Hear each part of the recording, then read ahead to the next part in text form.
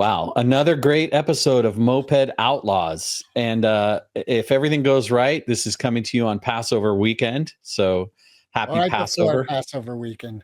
Right. Yeah. And like I said, if everything goes right, which it already isn't, but this conversation definitely goes right.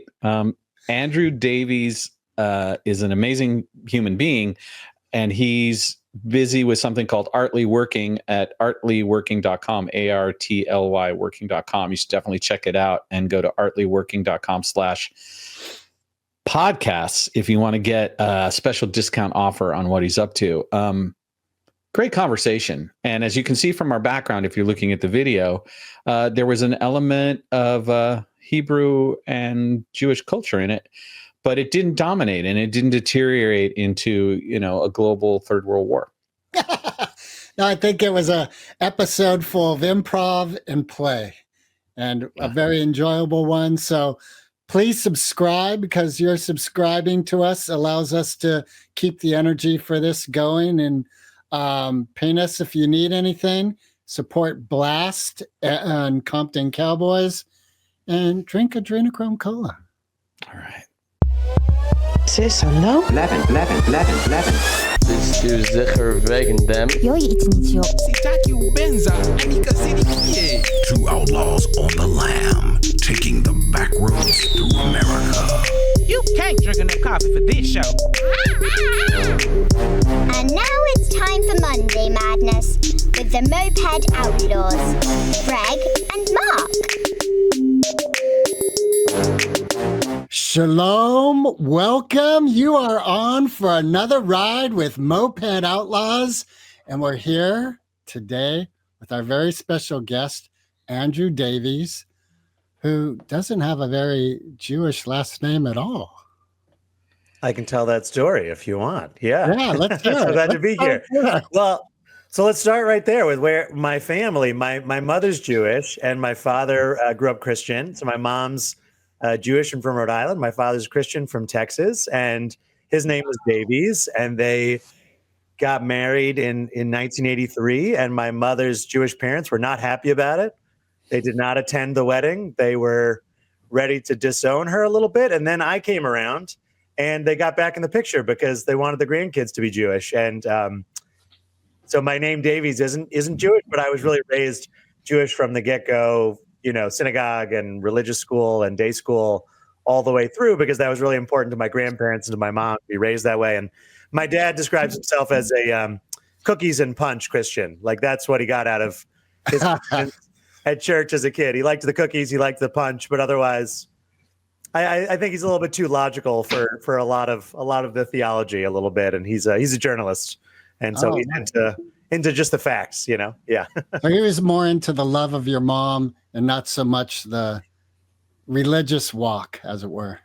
Yeah, exactly. He was really willing to take on a lot marrying my mom. He learned about what being kosher means. He, we had separate plates for milk and meat in the house, and he was willing to go along with that. He gave up having a Christmas tree because that was too much for my mom and things like that. But he was definitely, the love for my mom was bigger than his love for the faith he'd grown up with, or the Christianity. Yeah. Well, it sounds like your mom really provided the nourishment of Judaism as a platform for you and for your siblings to gain insight and to understand the cultural and the spiritual aspects of her culture. Is that correct? Did you go to like synagogue and stuff? Yeah, absolutely. So we belong to a conservative synagogue in Philadelphia, where I grew up and where I am now, and went through kind of, day school starting at age 6 in kindergarten all the way through high school. So we would have all of our kind of typical classes at school, and then we would also study Hebrew and Tanakh, which is sort of the Hebrew word for the Bible. And we would study those stories, study the Jewish holidays, and definitely always been a part of my life. I think like Friday nights, always having dinner at home, dinner with the family, and oftentimes Saturday morning going to services with the family. Definitely a big part of my upbringing, and I think the values and foundation that still guide me in all of my work and all the things I do really definitely came from my mom and her mom as well, who was very connected to us as well. And, one of the amazing things that I've noticed about the culture around fun and comedy is that there are a lot of powerful Jewish people who are incredibly funny and who lift us all with the way that they see humanity and the way that they see the social structures. And, you know, anytime you say something like that, it's a borderline trope, right? Which is a little bit difficult. I don't want to go there, but at the same time, it seems really obvious. Like some of the greatest comedians have been Jewish, and it's something I cherish about my life is comedy, and the way that look at life gives us a lightening of our load, right? Yeah. And in your work, play is a critical piece of what you do, right? Yeah, absolutely. I definitely see myself as part of a long, proud tradition of funny Jews. I recently did a Purim performance at an old folks home, and there was a person who's deaf, and I learned that this is funny. This is the hand sign. I'm putting like kind of fingers on my nose, and this is Jewish. So like funny Jew is like that. But you know, I definitely think it's not that other cultures aren't funny or don't have comedians, but I can just speak for, you know, the Jewish culture I was raised in. But I think conversation, I think play, I think, you know, just talking, reading, exploring the celebration of the word and of hearing stories and passing on jokes is just so much a part of the culture and the tradition that I think the storytelling, the play, you know, really connects to Judaism. Absolutely. And, you know, we're sometimes thought of as the people of the book. And I think that really is like words and language and play and storytelling is so much a part of, I think, so many Jewish people's life and our upbringing, for sure. And definitely a big part of my work. Yeah. Well, I'm not Jewish, and what I noticed about my own upbringing was there were a lot of challenges around money and around culture and things. So I was definitely not raised middle class. And one of the core values that we cultivated as a family unit was this idea of, even with all the different oppressive things that are happening, we would seek out this idea of grace and humor in the way that we talked to each other and the way that we lived, even in dire circumstances where it was like bologna sandwiches again. Like, yeah, we would look for the things that brought joy and brought happiness and levity. And levity is a magic word. Yeah. Yeah, no, absolutely. I think, you know, out of a lot of hardship or hard times, I think comedy is really what you desperately need, right? I mean, there's a sort of trope of a joke that every Jewish holiday, the story is they tried to kill us, we survived, let's eat, which is like true to a certain extent. And there's a lot of reality to the way, as a Jewish people, we've been marginalized, persecuted in various different ways, and being able to find the joy in life and the here and now, I think, is so important. You know, another part of it to me is that the Jewish faith and religion really has very little conception of kind of a heaven or a hell or a next world to come. It's really about this world and this time and the idea we have here. There's a phrase, olam haba, which means like world to come, that the rabbis use once in a while, but it's really not a central part of the faith. And my understanding of Christianity and some other faiths is there's a lot about what happens after you die and the consequences or the rewards or the changes or, you know, transformations. But Judaism is really grounded in the moment, you know, and I think about what you do in the here and now. And a lot of it is really like prescriptions of rules of what you do, which every Jew does different versions of the rules, different amounts of the rules, or observes them in different ways. Keeping kosher means 100 different things to different Jewish people. But I think it all is in being in the here and now. And for me, you know, my work is really with improv and comedy. And the number one thing about that is really being in the moment and really listening and being perfectly present. Sort of one of the most famous Jewish prayers that I think about a lot is called the Shema, which is a one-line prayer. We often cover our eyes and say it. And Shema, I say, is not like a rude way to ask your mom to be quiet. Shema, not what it means. It means listen or hear. And I think like listening is the most important quality, the most important thing to work on, I think, as human beings, because the better we are as listeners, everything else is better, right? And for me, improvisation is one of the ultimate ways to practice your listening skills, because you're making things up on the spot. If you're not listening, it's very obvious to everyone right away, right? In other arenas, you can kind of be like, yeah, you do your thing, and then I'll talk when I feel like it. In improv, because you're creating something together, listening is like the core of it. And I think that's true for Judaism as well. And it's so important to what's going on in the world right now. Like So- this is such an important piece for all of us listening. All right. So, what is Artly Working? Yeah, so Artly Working is a project where we come to workplaces and we really create stronger teams and happier people through improv and theater techniques. So this is a project that I co-founded with my friend Dave Klasko in Brooklyn, and we really come to organizations and do different things. Sometimes we help with onboarding people and incorporating the values of that company in a really playful, engaging, interactive way. I feel like oftentimes companies, organizations have values theoretically that live on a website page somewhere, but they don't actually practice them, understand them, kind of. So we play games to kind of bring them to life. And we work on better meetings, how to have better meetings, how to gather better. And then, the other project that I have that's more directly connected to my Jewish values and Judaism is the Bible Players, which is a Jewish comedy team that I co-founded 12 years ago that really uses improv and comedy as a way to explore Jewish values, teach Jewish stories in, schools, camps, synagogues, Jewish settings, Jewish world. All right. So, we got Passover coming up. This will probably be live after Passover passes over.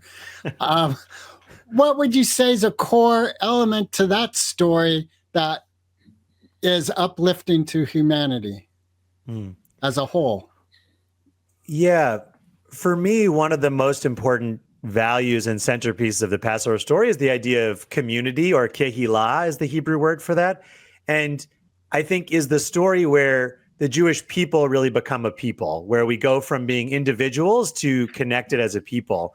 And there's a moment in the text that I love where a lot of people know the biblical story of Pharaoh and Moses and confronting the Pharaoh and saying, let my people go. And then he doesn't.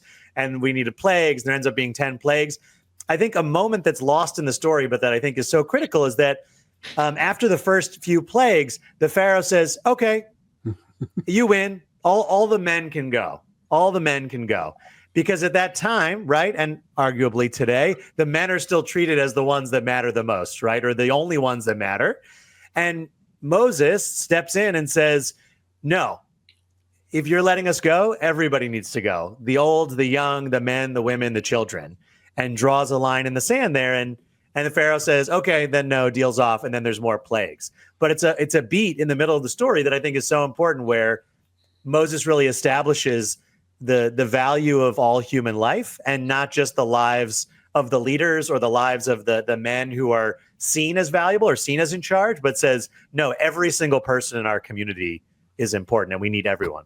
All right. So, here, with that in mind, this thing we have going on in the Middle East with Israel and Palestine, what do you personally see as a hope for that situation? I appreciate you asking and thinking about it, and saying Israel Palestine to acknowledge the different sides.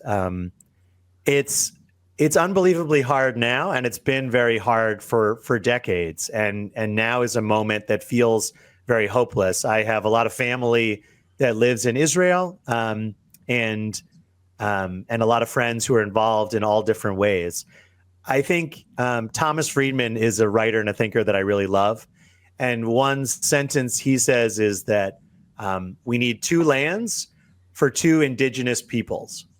And that sentence to me is really important, because that sentence says that in the long term, what we need to imagine and envision is a homeland for the Jewish people, for Israel, a homeland for the Palestinians, for Palestine, and that both of these peoples are indigenous to this area, that both people deserve a future of peace and happiness. It's very hard right now, and it's very hard to think about what to do. And I think it really starts with making sure that we are humanizing everyone in this conflict. Some of my friends who are on the Israeli side and who are perhaps more right-wing than I am will casually talk about they're all terrorists, or they're all evil, or they all support Hamas. And in the same way, friends on the left, some friends will say there are no innocent Israelis. They're all soldiers. They're all part of the war. They're all up for grabs. And I think the biggest first step is continuing to humanize Palestinians and Israelis, to get to know individual stories, to read books by people, to understand their art, their literature, to see, as I was saying in that story with Moses and Pharaoh, the humanity in everyone, right? To see the value and humanity of everyone, and that our futures are intertwined. The Palestinians and Israelis, our stories have always been intertwined, and they always will be intertwined. And seeing our hope for peace together, it's really, we're only going to achieve peace together. And it feels distant right now, but it's always darkest before the dawn. So you never know. So there's some work that was done by a Buddhist monk named Thich Nhat Hanh. Are you familiar with his name? No. So Thich Nhat Hanh became famous in the West during the Vietnam War era. And he was a pacifist voice for, anti-Vietnam War involvement of the U.S. But later in his life, as he became more powerful in his ability to lead and execute things, he created a school in India. And the primary investigation that the school did was to see if techniques of compassionate listening, which we spoke about earlier, and compassionate speech could heal some of the great divides in our world. And one of the things he did was he brought Israeli teenagers and Palestinian teenagers to a 6-week workshop in India. And he taught them the principles of compassionate listening and compassionate speech. And within the 6-week frame, what they noted was that these folks were able to move from really isolated sorts of limited views of each other as human beings and began to resonate with each other as a mutual people who could overcome the suffering of the moment and reduce the critical judgment that they applied to each other so that they could be more effective in the way that they communicated. And every time this issue comes up, I feel it's important to bring up the Thich Nhat Hanh's work in this area, because it showed beyond a reasonable doubt that when you put people in a room and you teach them how to speak to each other, that there's a way for a peace to be formed, for us to find a healing together. And so the reason that I brought this up is because it's like, what do we hope? And you rightly identified that listening is an incredibly powerful piece. And that to me is what I bring as hope for this particular issue. And, I sit with it every day. We're all exposed to the conflict, both internally and externally in our commons, our social commons, the ideological, political identification that we do to each other. And so I'm a stand for peace through the lens of just what you said, which is this idea that there's two indigenous cultures, both of whom have to arrive at some reasonable form of safety for there to be peace. The other thing I wanted to mention is there's a mutual friend of Greg and I's named Human. And Human told me a story that up until recently in historical times, that the Persians and the Jews had a deeply integrated relationship with each other and love for each other. And it's only in the last 50 to 60 years that there's been this conflict with Iran and Israel that is, boiling over. And I'm wondering if you have any sense of that element of the Persian-Jewish connection that you could talk about. It's a good question. I don't feel like that's an area where I'm an expert. I will just share that we just finished a couple weeks ago, as we're recording this, the holiday of Purim, which is the story of Esther and Mordecai, and takes place in Persia and is really about the Jewish people in Persia. And so I think our stories are intertwined for a long time and a lot of overlap. And I definitely think that we sometimes see the challenges and the hatreds and the problems we have now as intractable or everlasting. But there's just no reason that has to be true. I loved what you were sharing about the beauty of taking a small group of people together somewhere and getting to know each other. And I always feel that getting to know each other and having a diversity of friendships and not just acquaintances or Facebook acquaintances, but deep connections is so important. I think in the United States, I believe a big part of why I think, the LGBTQ, the lesbian and gay community have really been accepted is because, 20 years ago, 30 years ago, a lot of people could genuinely say, none of my friends, none of my family are gay. And I don't think anyone can make that statement anymore. I think everyone has someone in their life that they think about, so that when someone is attacked for their identity, they say, oh, they're not thinking of it as an abstraction. They're thinking of it as their friend John or their friend Jessica. And I think at this moment, the sort of hatred and bigotry towards the trans community, the transgender community, comes from that place that people can still sort of generalize, and they don't necessarily have a friend that they think of. But I think of a lot of people in my life, my librarian 4 blocks away, who is amazing and has introduced my kids to so many great books, is trans. And so when I hear anti-trans things, I think about them, right? So I think as much as we can humanize and personalize the abstract, the more important it is. In the same way, talking to me, right, that us becoming friends, us getting to know each other, if someone says, aren't all Jewish people X, Y, or Z, right, you can think like, no, my friend Andrew's not like that, right? That's not, and so you have the specific person that refutes the stereotypes, which are never right, but we don't necessarily know they're wrong until we have those friends and we say, oh yeah, that doesn't make sense. One of the things I really love about Jewish celebration is I think inherent in all the celebration is an acknowledgement of the pain of life. Like with Passover coming up, I remember reading how our children every generation would bring us closer to that place of peace that we're all hoping for. And, you know, in story form, it's talking about us all being in Jerusalem. And I also appreciate how you're taking out a drop of wine from your glass with every, I just forgot the word. Yeah, every glass of wine. Yeah, right. With every plague. Yeah. Plague, thank you. For every plague, because the Egyptians suffered. We want to acknowledge their suffering. You're taking away some of your joy. Right. And that's the thing that I think is important in this dialogue, that the oppressors recognize that they are also in a state of pain. And that really comes to highlight as we look at our United States history with racism and slavery. And a part of the healing, as I think for us white people of privilege to go, oh, we are suffering in this place of privilege. And then real listening and dialogue can take place. Yeah, there's rhetoric that dehumanizes everyone on any divide, right? Yeah. And so when we start to remember that, and that we rehumanize ourselves, which is a point you made about 10 minutes ago, Andrew, it was really powerful.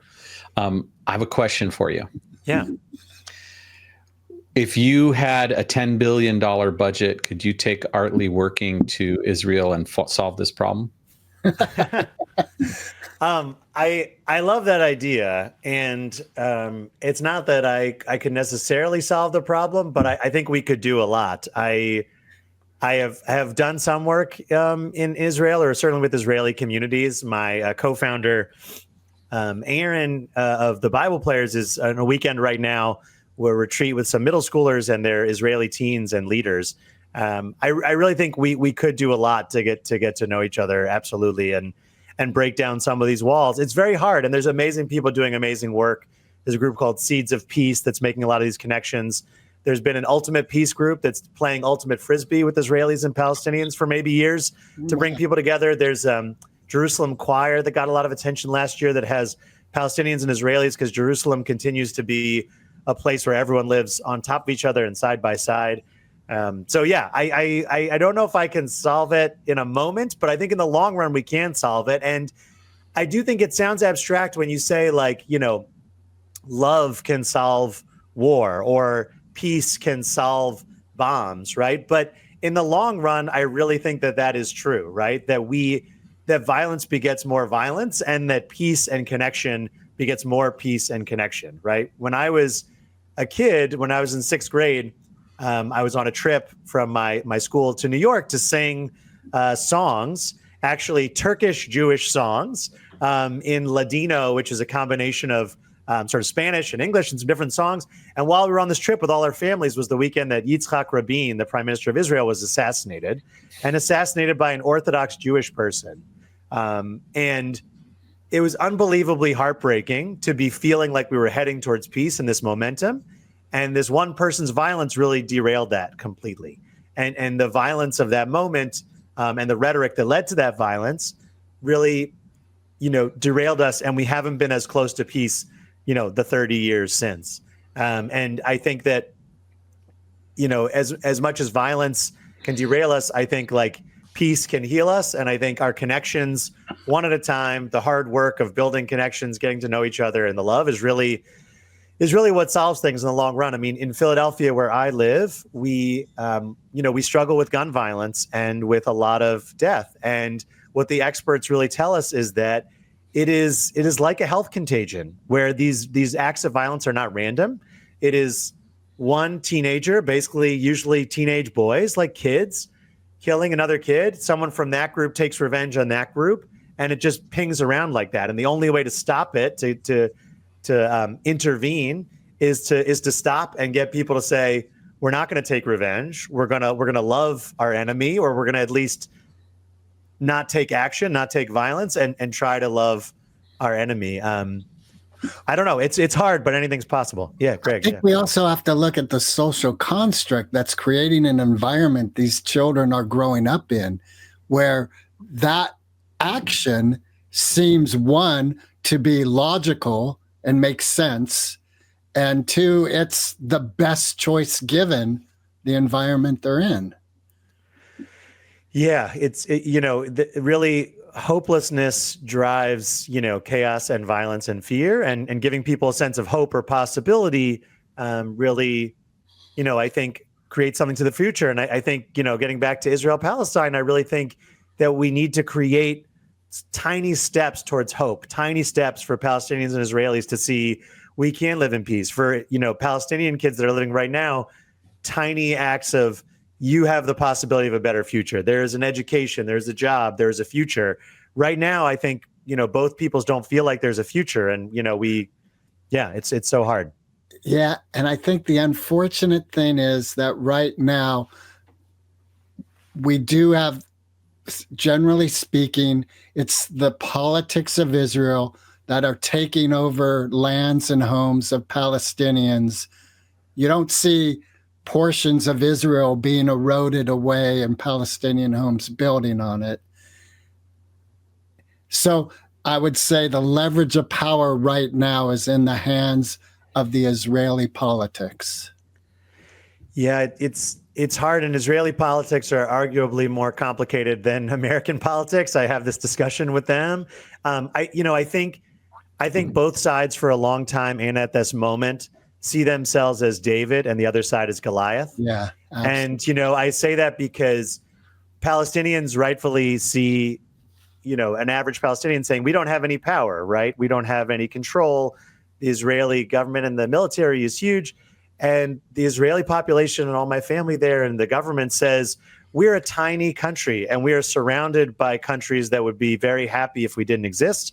And several times in our, 20th century have tried to wipe Israel off the map.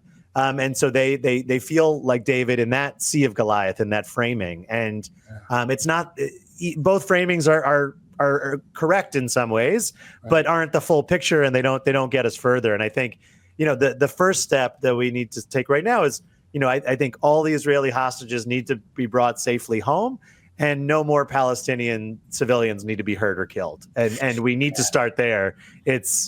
We had a moment of truce. We had a moment of exchange of hostages and of very, very temporary peace. And I don't know when this will air, but I hope that will continue. And that's the first, very small building block. And I didn't know this is where we're going to go in the conversation, but I'm always just happy to have these tough conversations. Yeah. Yeah, we love that too. Because what we stand for is healing. This idea that somehow through all of the communication, by being a beacon of adventure and willingness to go out on the wild highway ride of discovery, that somehow we'll arrive together at a place. But I was already thinking for a moment, like, I want to know more about the core procedures and ways that you operate with Artly Working that helps navigate conflict in corporate settings and in like social settings, and talk a little bit more about the art of what Artly Working is. And so I'm curious about that. We could spend the whole, hour plus on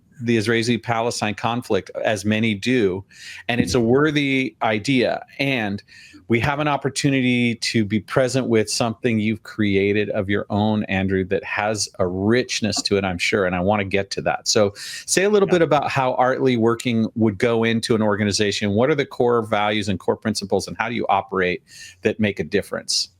Yeah, absolutely. I appreciate it. And and we really try to help organizations in different ways. We really come from a place of love. That's really one of our core principles, is that we love our team. We love the people that we work with, and play is so important. And I think one of the things that we see in a lot of our programs is that play really builds trust, that being able to play with your coworkers, to go out on a limb a little bit, can really build trust. And we try to, really use improv and theater, not to turn every organization or every employee into an actor or an improviser, but to allow that to be a space where they can really get to know each other better and feel more confident. And one of the things I love, go ahead, Greg. Yeah. Well, I was going to say, could you direct something with the three of us that's an improvisational? Totally. Yeah, totally. We can play a little game just to get a sense of it. So at the most basic level, right, I love to start with just listening, just practicing listening and not getting ahead of our own thoughts and too far ahead. So we can do a little game that's just called breaking news, just since we were talking a lot about the world news, but this is silly. We're not doing real news stories. And the idea of this game is that I'll say breaking news and make up a news headline. And then, Greg, you have to take any word from my headline and make a different headline. Okay. And then Mark will take any word from your headline and make a new headline. And then we'll go back to me, kind of a little circle, just as I see us. So it doesn't matter. It doesn't need to make sense. It's just like any word from it, but you can't think of it ahead, right? Because you don't know what I'm going to say. So I'll say, breaking news, polar bears love eating Oreos. Breaking news. Oreos have been discovered to be the healing balm for our world politics. Perfect. Breaking news. Healing balms work when you apply them properly. Breaking news. Properly installing your bike helmet will make your brain bigger. Breaking news. Helmet, the heavy metal band, will be opening for Taylor Swift. Breaking news, Taylor Swift has been opening for her boyfriend.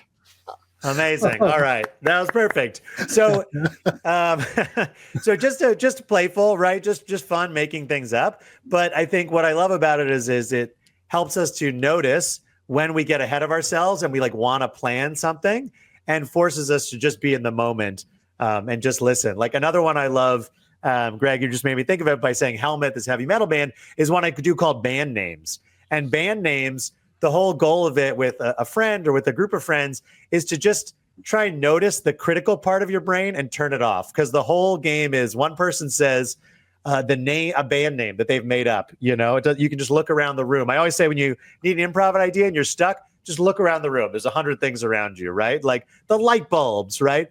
And then the next person says, I love it. And then the other person says, now presenting the light bulbs, right? And so the point is not to necessarily have brilliant ideas, but to notice that when our friends have ideas, when our coworkers have ideas, we might instantly start picking apart the light bulbs. Doesn't really make sense as a band name. I don't like that. Sounds like this other band. Sounds like the Lumineers. I think it's boring. I don't really like it. Right. And to try and just not, turn that, just pause that part of our brain a little bit, just pause the critical part and just celebrate a little bit. So bringing this back to the corporate realm, it seems like if you're building trust, you're allowing space for mistakes to happen, which is part of pushing boundaries and growing. Yeah, absolutely. I think one of the big challenges we have as adults in almost every workplace is we are terrified of making mistakes. And our terror of making mistakes prevents us from trying new, exciting things or even pursuing our ideas, right? I do a lot of work with the Bible players, with children, and with Artly Working is all adults. Luckily, we have child labor laws, so it's all adults at these organizations. And when I ask for volunteers with kids, every hand shoots up, right? And I don't even ask for volunteers with adults because when I do, no hand goes up, never a hand, right? And what that tells us, right, is just that at some point in our growing up, we become more afraid of looking foolish or of playing the game badly or of making a mistake than we do of the excitement of getting to play, right? Kids understand we only have a limited amount of time. You got to volunteer. I want to play the game. I'm going to miss out on the game. As adults, we think, no. Let Greg and Mark play. I don't want to play. I'll just watch them play. They do it, right? And so that's one of the things we push people to is I talk about the word like participating a lot and participate because a lot of times in the corporate space, we want to just sit back and watch or take turns and not participate and jump in. And improv really teaches us that we have to jump in. We have to try, even if we don't know what we're doing. Like another game I love to play with groups that feels really high stakes, even though it's really low stakes, is called Speech. This is one I learned at the Magnet Theater where I studied improv for 5 years and I love. And Speech is a group of people standing in a circle. And I always tell them it's about the people in the circle. It's not about the person in the middle. It seems like it's about the person in the middle, but it's not. And we say speech, speech, speech. And one person walks into the middle, or sometimes I just go around our circle so everyone gets to go. And they say, I'm sick and tired of, and just pause. And anyone from the group can shout out what they're sick and tired of. And it can't be a person or a type of people, relating to our earlier conversation and not being hateful. And it also can't be anything super complicated or confusing they might not know, like, capitalism or disestablishmentarianism, whatever, right? It's got to be something simple. I say, like, look at objects around the room, cell phones, cups, staplers, right? And then the person in the middle has to say 3 reasons they're sick and tired of staplers. Oh, sweet. And everyone like cheers for them after each one. So they're making up a speech. They don't get to know what it's about until the moment they start making the speech, but they know they're going to have this kind of radical support from the group. And the joy that you see in people's fear stepping in, but then knowing that they're going to have that support from that group, that to me is what I want every team to be at every organization, is a team where everyone feels like they can step in the middle of the circle and they know they're going to have the support of the group, right? Everyone's rooting for them. Yeah. All right. So knowing that the corporate world loves data to support the value of something, do you and your partner have data from your work with corporations that is showing the return of investment as a business would? Yeah, totally. So one critical thing is the kind of the value of the time they spend with us. And 97% of the respondents that we collect in surveys, and we've collected over 500 surveys from different organizations, is that they loved their time, is that they felt this was really valuable time. And these are really big organizations, tech organizations doing a lot of big things. We've worked with Netflix and Roblox and Meta and Pinterest. So they really love their time. The other thing that we've heard from organizations, and we've asked them, like, what is the value to you, is that employee satisfaction with both our program, but that year has really looked higher than years before, and that employee retention has really gone up. I think one of the biggest underlooked elements of running an organization is people wanting to be there, people being seen, supported, heard, and wanting to be part of that organization. And so we've been told by a lot of companies that we really, they bring us back to onboard all their new employees because they feel that setting the right tone from the beginning really helps them with their retention and with how people feel about working at their company, like really humanizes the company. Especially we work a lot in the tech world, and a lot of these people, these skills have different choices of places to be. And I think the tech world is only going to continue to need more people. So the company really caring about them as a human being and them seeing that through these workshops means a lot. Yeah. Yeah. I want to play more improv games. That's what I want to do. Yeah, we can play more improv games. Well, that's the key, right? That's what happens when you have the experience, is you want to do more, and you and your clients and realize what's available to them in terms of their joie de vivre, the idea of being at work doesn't have to be drudgery. Collaboration doesn't have to be fear of being judged. It can be joy at co-creating something amazing. Yeah. So there's one that I love that, since the three of us are kind of online visually here and folks are listening, there's one that I love to play when we're not in the same physical room, that's called the helping game. And so what I want, Greg and Mark, what I want you each to do is look around your desk or your room, wherever you are, and pick an object, any like small object, small enough that you could show it to us, but don't show it to us yet. Just grab an object and then give me a thumbs up when you've got it there. Okay. Okay, great. We got something. Okay, wonderful. So now the way this game works is we're going to take turns giving each other real or imaginary problems, and then we have to use this object that we already chose to solve that problem. So Mark, maybe you can start and make up a problem for me to solve using my object. Then I'll ask Greg, and then Greg can ask Mark. We can finish that one. Okay. Andrew, the problem you're solving is that we are paying $1 trillion a year in debt service in the United States. How are you going to solve that problem? Okay, I'm so glad you asked this, Mark, because I've got a stapler here, okay? And so one of the biggest problems we have is that we are not having enough fun with all of our things. And so we need to really be stapling our debts together. I think if we put all our debts together, let's say we take 10 debts and staple them together into one, it's going to feel like a lot less debt, and we're all going to feel less worried about it. That's going to solve your problems. You're welcome. All right. You're welcome. Right. I would love that if Donald Trump started incorporating "you're welcome" into his whole chaos. And we're getting rid of the Department of Education. You're welcome. Exactly.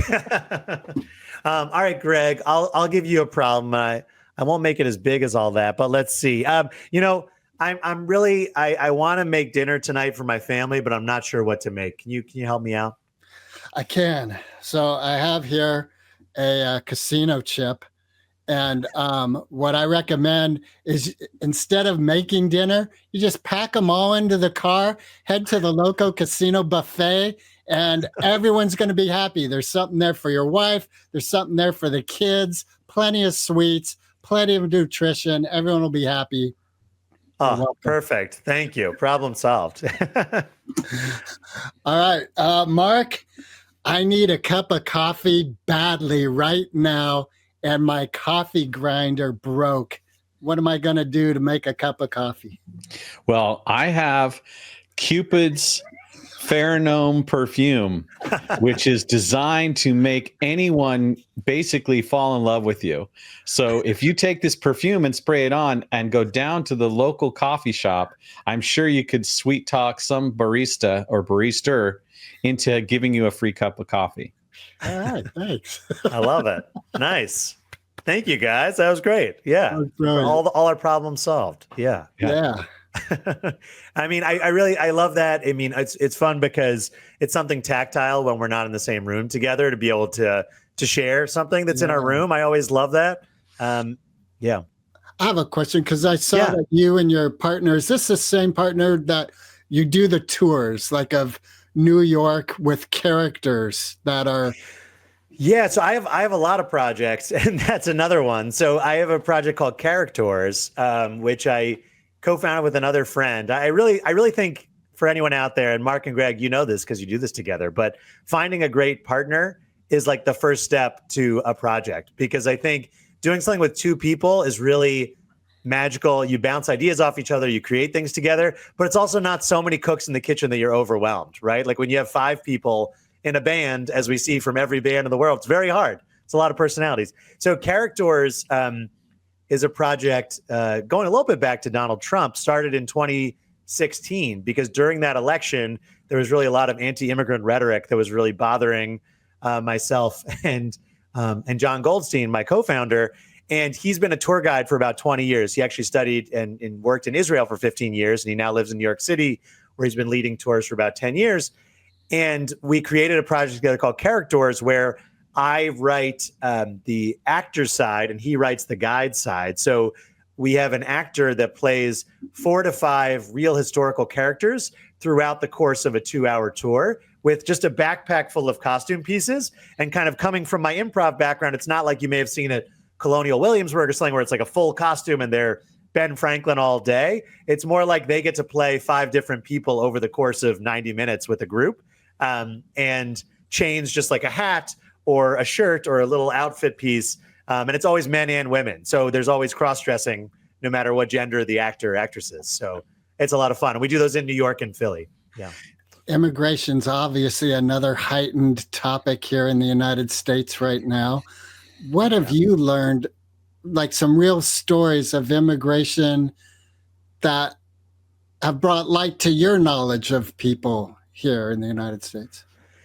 Yeah, I mean, there's a lot of the stories we tell are of the stories of immigrants and what their families do. And in the Lower East Side of New York, we tell the story of actually my grandmother, Florence Sternbach, whose parents immigrated to New York City, whose father and mother spoke very little English. They mostly spoke Yiddish and read their news in Yiddish, and raised my grandmother to really value and seek education and speak English. And she ended up going to Hunter College in New York. She worked at a department store with a very kind boss who let her do her math homework behind the counter when things were quiet.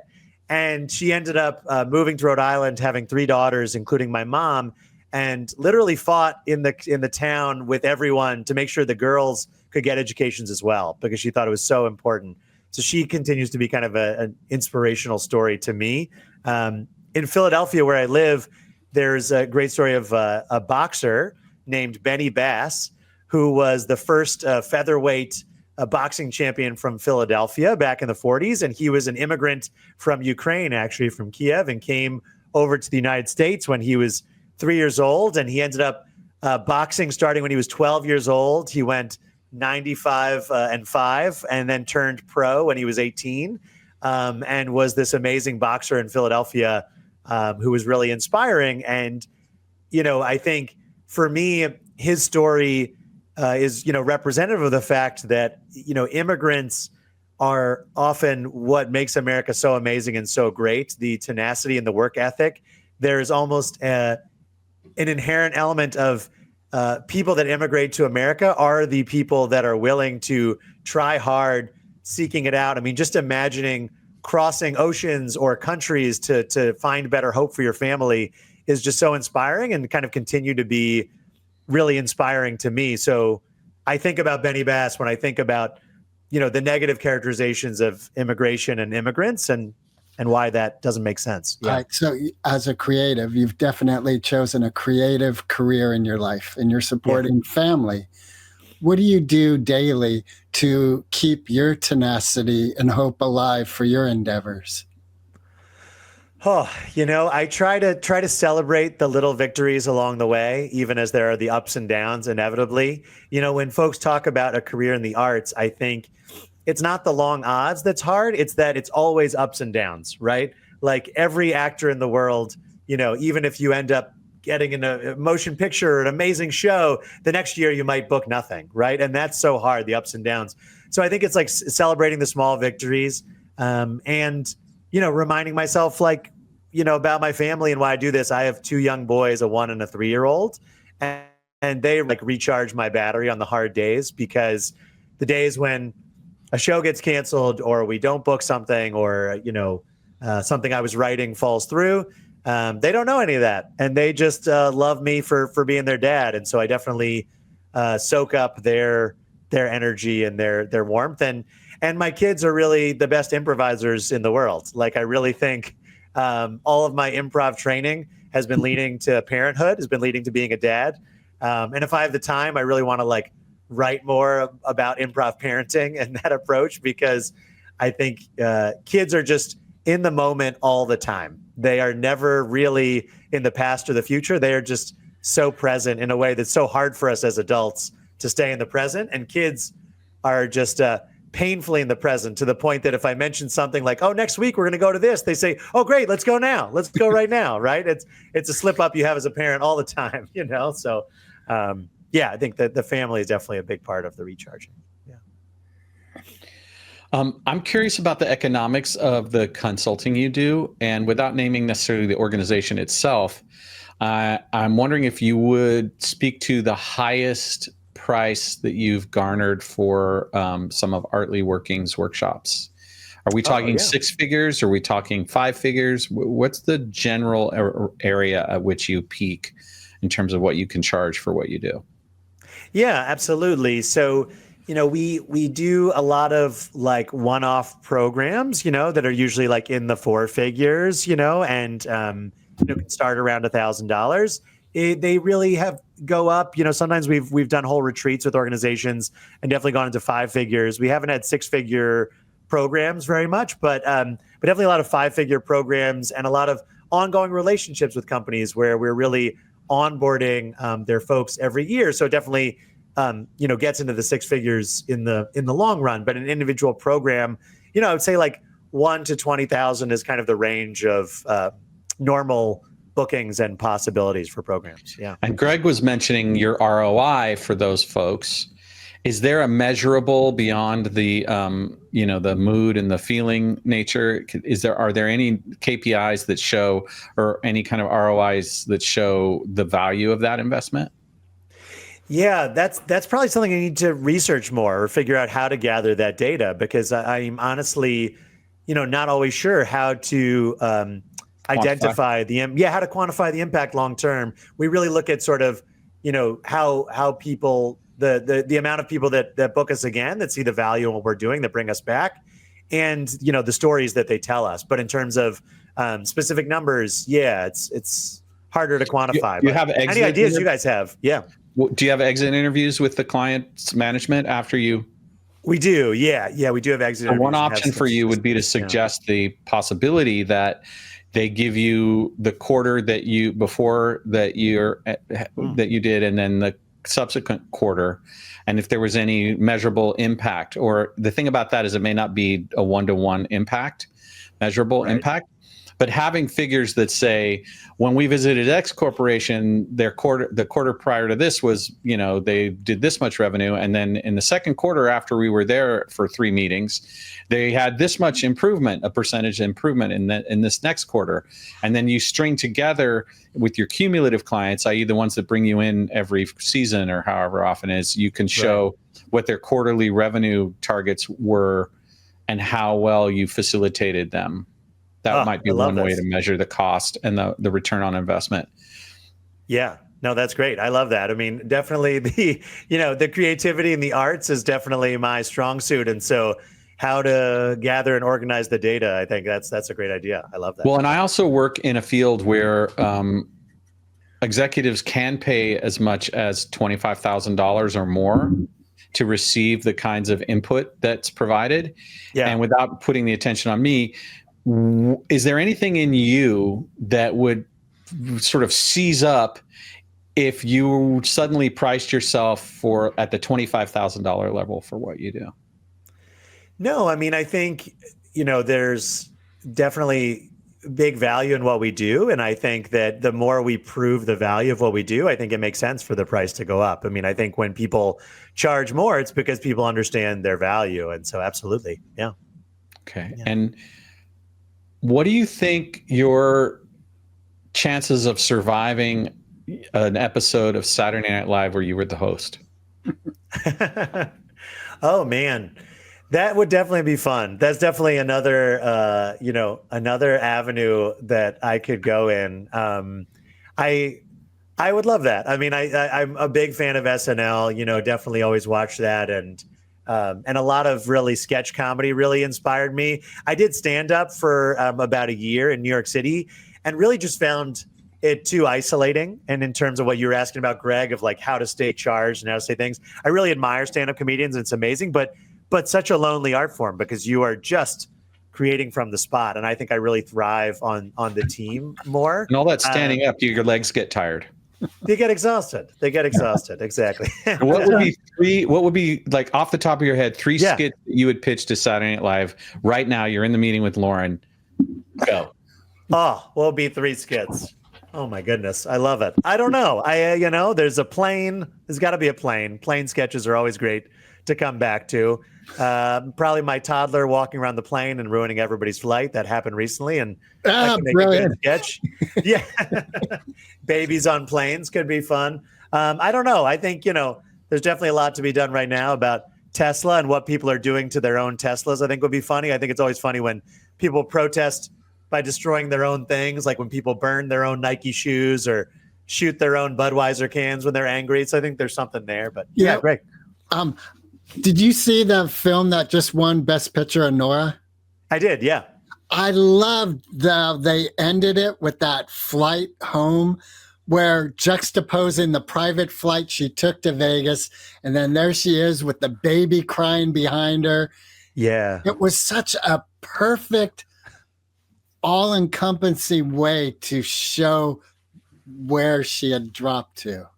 Yeah, I was just talking to a friend about that movie today, Nora. I'm so glad it won Best Picture, and I think what's so great about it is it's such an ensemble movie. Like all the smaller characters in it are richly textured and you feel like you get to know them. So a lot of times I think there's a main character that you get to know, but everyone else is just kind of, scenery for the main story. But in that movie, I really feel like there were no small roles. Like everyone was so funny or so intimidating or so strange and in wonderful ways. So yeah. All right. So you're starring this Saturday, tomorrow, I guess. I think Mike's in directed a lot new of episode of Comedians in Cars Having Coffee. Who are you going to pick up and what car are you driving? Oh, great question.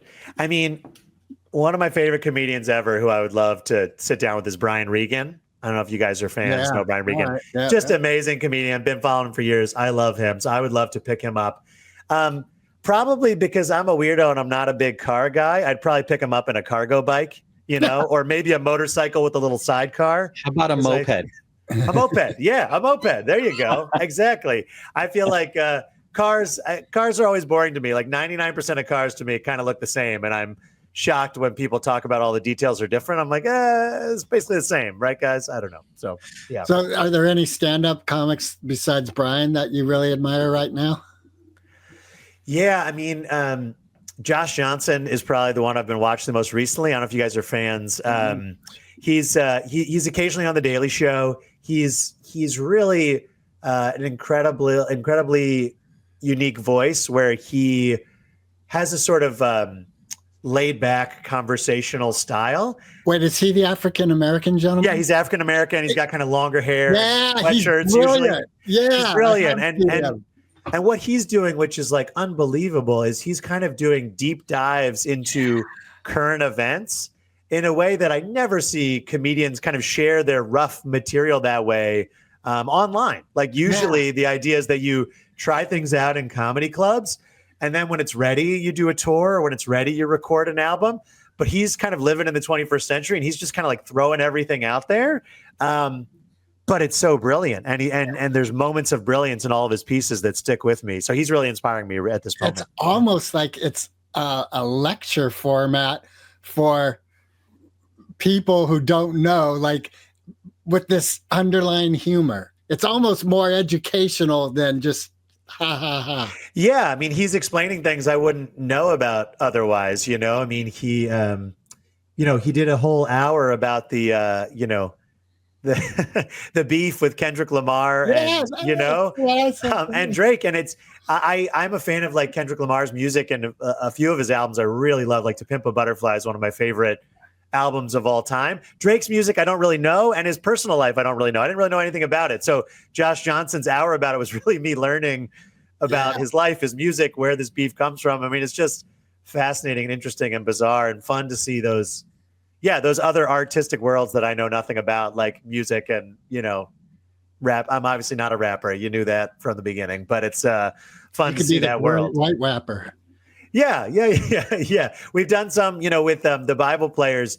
We made a, the Torah, the Jewish Bible, the Old Testament gets broken up into 52 parsha, as we call them, and we read one a week. And it's one of the cool things about Judaism is every synagogue in the world reads the same section every week. And we made a 60-second cartoon kind of wrapping some of the key moments of each parsha. And we originally called them raps. And then later we realized, like, these aren't raps. These are like, Dr. Seuss rhyming stories, but it took us a while to understand that. We were like, this isn't really rap. It's a disservice to rap for us to be calling these rap. These are really, rhyming stories, which is different. They're which is basically hip hop. Yeah, right, exactly. No, it's not hip hop. No, it's yeah. It's like reading Redfish, Bluefish, and saying that. Exactly. It's more. We're more Dr. Seuss than Dr. Dre. That's what I'm trying to say. Yeah. Got it. Yeah. Wow. Yeah. I'm flabbergasted. There's this element of what I know about canting and how the Torah isn't really spoken, it's toned, right? And I'm wondering if you could speak a little bit about how tone impacts speech in corporate environments, and whether there's like something about it that you've identified as having a positive or a negative effect about the way you intone what you say. I love that connection you're making between reading the Torah and tone speaking in the corporate environment. Yeah. So the reading the Torah, for people that don't know, is chanted, like the text behind all of us. For those who are watching this and not listening to this, the Torah has specific trope, they're called, and it's basically sort of musical notes that are repeated, and there's a language to those, and it's typically something that folks learn for their bar and bat mitzvah, is often the first time they read from the Torah. And so it's really the passing down of this musical language and reading and learning that people recognize and people hear. I think in the corporate speaking environment or in the presentation environment, I think for me, it's really just about noticing what your tone is, noticing your vocal patterns and tendencies, and checking in on those and questioning what effect they have, right? And so sometimes when we're playing games, a great improv game to play can be to give people famous quotes or passages and ask them to read it with an emotion, a different emotion. So read this one angry, read this one, sleepily, read this one crazily, right? And notice how different the same words sound depending on the emotion you give them and the tone you give them. And I think we all know this so much intuitively, that the same presentation with a different level of confidence, a different tone, can make such a big difference. I mean, a good friend of mine, Minna Taylor, who's an incredible facilitator and leader in the space, who you should definitely have on a future episode, wrote a book called The Confident Body.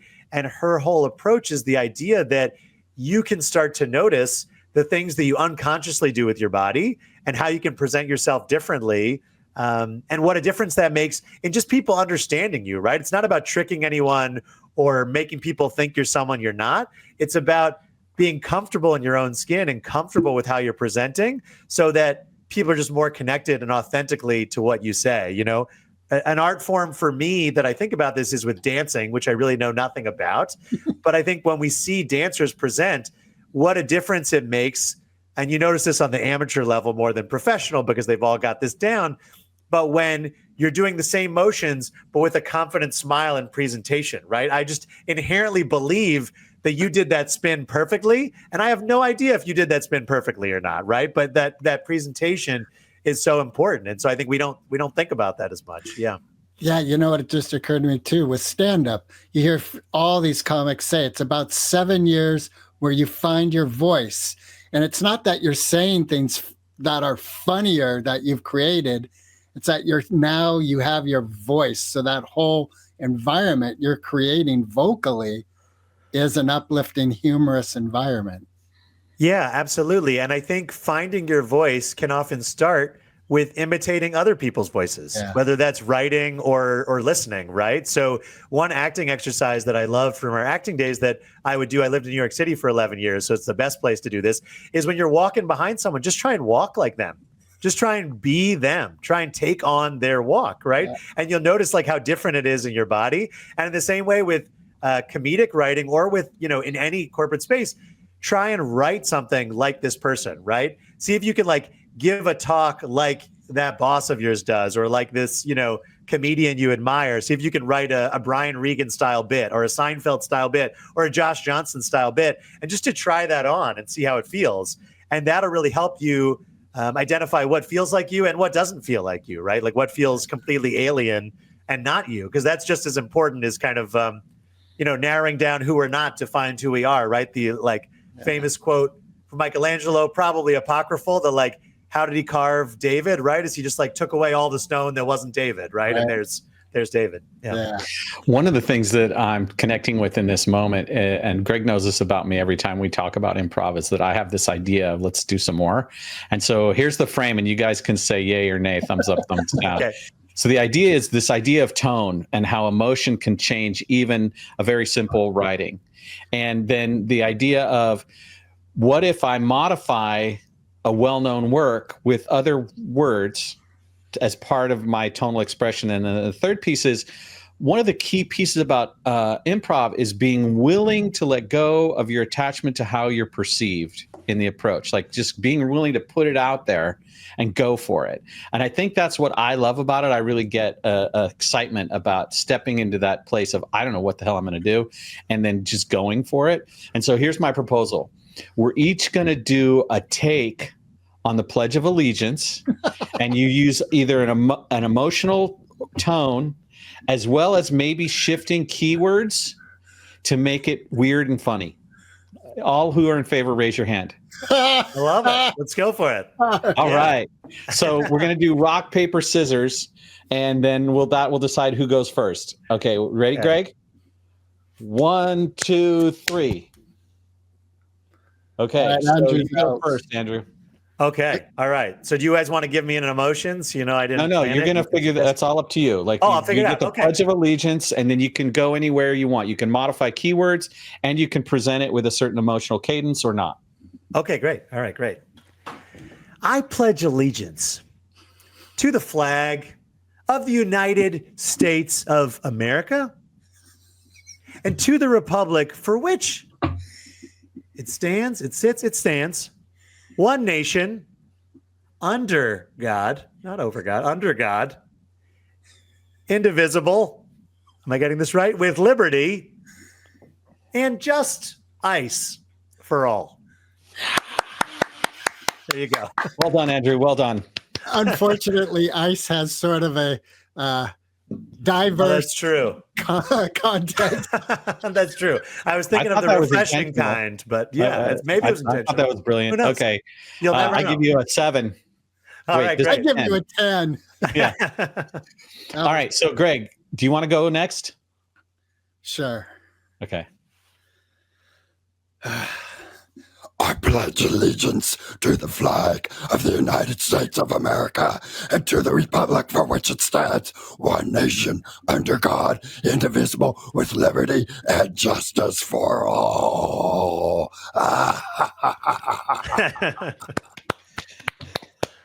Oh, amazing. Amazing. He didn't break his I give mic. that a doing 10. That was impressive. Yeah, definite 10. Thank you. Thank you. All right, Mark. All right. Here we go.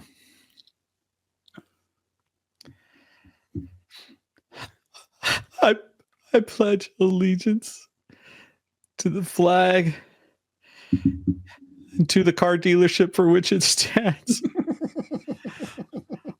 One nation with low interest rates and justice and equal credit for all. All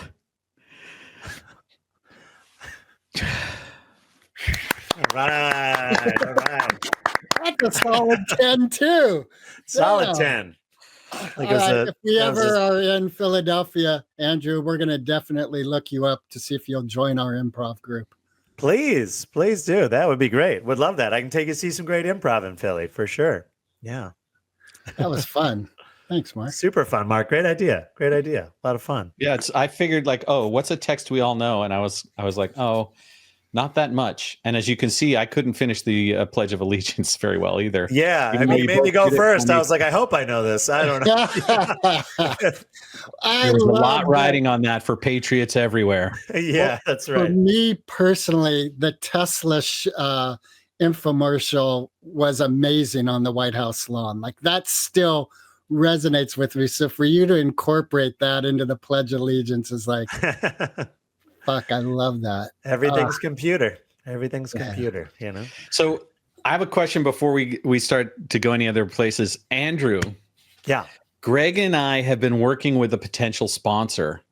And one of the things the sponsor's been offering us is participation in the economics of it, i.e., we're going to be part of the product launch. We're going to actually launch the product with them. And so we've been developing the messaging, and we're actually really excited about it, but it's taking time. And so I want to do a little kitchen sink research or kitchen podcast research right now and just ask you, would you buy Adrenochrome Cola? If I knew what it was, I would think about it. It's deliciously elite. No, it's deliciously elite cola. It's soda. It's refreshingly elite. Okay. Okay, got it. Totally. I'm going to explain it to you. And, okay, great. And this is the thing about a joke is anytime you have to explain it, it's like it's not a joke. Don't explain it. Don't do it. Don't take us there. I won't explain it. You'll just have to wonder and maybe use Google later. It's okay. Self-explanatory. I'll Google it later. Hey, do you know any great one-liners before we head towards our final question? So you know we have a final. Oh man, I mean, all my favorite one-liners these days are for my 3-year-old, so I can share one of those. You know, perfect. Like our two favorites from our dad, Andrew. Yeah, our two favorites are what's a pirate's favorite letter? R. You think it's R, but it be the C. I like that one. It's a good switcheroo. And then he's very into knock jokes right now. So I think my favorite knock is knock. Who's there? Radio who? Radio not. Here I come. That's nice. So my favorite knock is knock. Who's there? Who's there? Yoda. Yoda who? Yoda who? Yoda best. So sweet. So I thought you were going to say Yodelay. That's a good one too. That's even better than the one I did. My son's, when he was growing up, his favorite was, what did the fish say when it had its head on a wall? What? I don't know. Damn. It takes a minute to get the full. That's pretty good. That's pretty good. Limitation of that joke. There's something about it, like 3 or 4 year olds saying that joke to adults that was also added an element of humor to it. Classic. Awesome. Yeah. All right. So we have a question we ask all our guests, and as you said at the earlier part, you watched our episodes, so you may know this question already. So tell me, do you know the question? I don't know the question. No, because I listened to like 20 minutes of a few, so I don't think I heard the very end. You didn't make it to the end. That's good. All right. So the question is, Eminem or Foo Fighters? Oh, Foo Fighters. I love the Foo Fighters. Can sing along to a lot of their songs. Love Eminem too, but my instinct is Foo Fighters. I'll go with that. Got it. It's brilliant. Thanks so much. Yeah. Wonderful. Andrew, how can people get a hold of you, Andrew, if they want to have Artly Working come and work with them? What's the best way to get a hold of you? Yeah, absolutely. You can just email me, Andrew at Artly Working. And if you're not seeing this, it's ARTLY, Artly Working, not Hardly Working. And you can reach out that way. And if you go to artlyworking.com/podcast, there's a landing page there where you can kind of let us know what you're interested in and get a discount on a first program for having heard us this way. So would love to hear from anyone and always love to collaborate or help people with their projects, whatever it may be, whether it's, solving peace in the Middle East or company culture at your company. I'd love it. Awesome. Really enjoyed this time with you. Wish you and your family all the best, and hopefully there's more to come. Thanks, Greg. Thanks, Mark. Thanks so much for having me. Recording stopped.